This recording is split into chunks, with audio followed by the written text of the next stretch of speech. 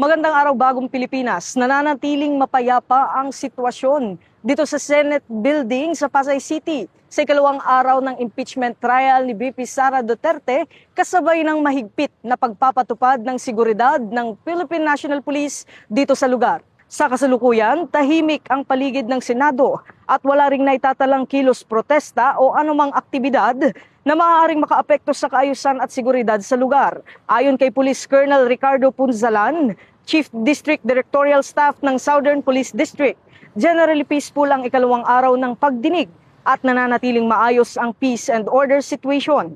Bilang bahagi ng security preparations, nasa full alert ang mahigit 2,000 pulis na nakatalaga sa loob at paligid ng Senate Building upang tiyakin ang kaligtasan ng mga senador, kawani, media at publiko, gayon din ang maayos na daloy ng trapiko at kaayusan sa lugar.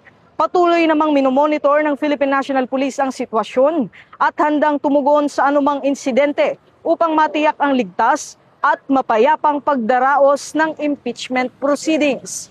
Mula po dito sa Senate Building sa Pasay City, ako ang inyong PNN correspondent, Patrolman Don Brosas, alagad ng batas, tagataguyod ng Balitang Pulis.